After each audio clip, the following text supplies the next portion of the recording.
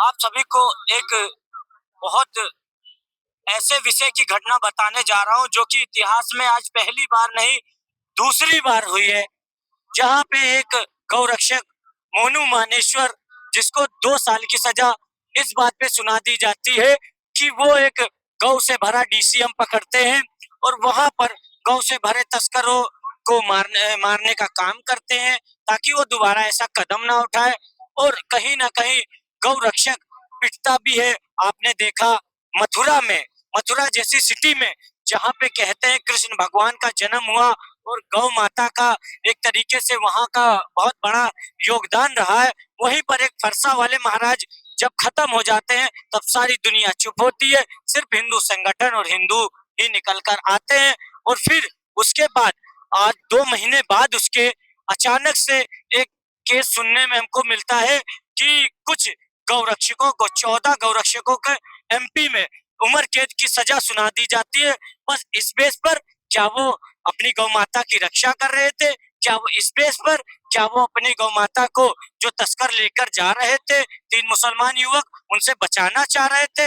हालांकि हमने जो सोशल मीडिया पे देखा और जो जजमेंट पे देखा उस पे हमें भरोसा हुआ, पर अब कहीं ना कहीं हमें जब चिट्टा खुलकर सामने आया कि वो गौरक्षक नहीं, वो बताए जा रहे गुंडे हैं, सनातनी है, तो ये कहीं ना कहीं सनातन धर्म पे सबसे बड़ा आरोप लगना तय हो चुका है। लेकिन अब इसका पर्दाफाश करने के लिए सभी सनातनी एक हो चुके हैं।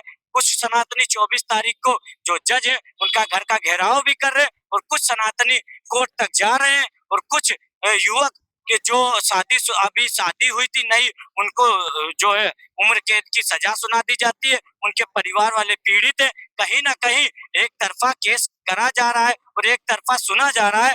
अगर उनको लगता था कि हत्या हुई है, मृत्यु हुई है, किसके माध्यम से हुई है, क्यों हुई है, कैसे हुई है, क्या हमेशा गौ माता ही कटती रहेंगी, क्या हमेशा गौरक्षक ही कलंकित होते रहेंगे, क्या उनका फर्ज नहीं था? उस ट्रक में 24 गौ माता थी, उसमें 4 गौ माता की रोकने पर, गाड़ी रोकने पर, गाड़ी तेज भगाने पर हत्या हो जाती है, उस पे सभी लोग मौन रहते हैं। और कहीं ना कहीं जब गौरक्षक उनको रोक के पूछताछ करते हैं तो वो उनपे हाथापाई और फायरिंग करने की भी कोशिश करते हैं।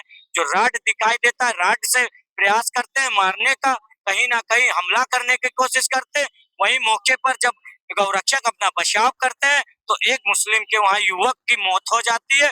उस पर क्या यही लोकतंत्र बचा है, यही कानून बचा है जिसपे गौरक्षकों 14 गौरक्षकों, अरे कुछ जो जिन्होंने किया होता आपको चर्चा करनी चाहिए थी। 4 साल से फाइलें घुमाई जा रही थी, ये फाइल इसलिए घुमाई जा रही थी कि कोई मुस्लिम युवक आए, मुस्लिम जज आए, तब इसकी सुनवाई होगी। क्या यही हमारे देश का लोकतंत्र है? क्या यही सनातनियों का, गौरक्षकों का? अगर ऐसा रहेगा तो कोई गौरक्षक घर से निकलने आएगा? क्या कोई गौरक्षक क्या गौ माता की सेवा करेगा? जिसको माँ बोला जाता है, उन 4 गौ माता की हत्या हो जाती है, उस पे जज की कोई राय नहीं आती है। और एक मुस्लिम युवक या वो मुस्लिम युवक जो कहीं ना कहीं हमला करते हैं, आए दिन हम लोग वीडियो देखते हैं, कभी लखनऊ आगरा एक्सप्रेस पे, कभी पूर्वांचल एक्सप्रेस पे, कभी मेरठ हाईवे पे, कभी ये कभी वो, कभी हर ऐसी घटनाएं आती है जिसमें गौ माता की रक्षा करते हुए गौरक्षक शहीद हो जाते हैं। कभी फरसा वाले बाबा, कभी दीपू, कभी सुमित राणा, जिसको प्रशासन जिला बदर भी कर दिया जाता है। कहीं ना कहीं अगर गौ रक्षकों पर अगर ये सवाल उठ रहा है तो सवाल सबसे बड़ा कानून व्यवस्था पे उठ रहा है, जो एक तरफा केस सुनाया गया है।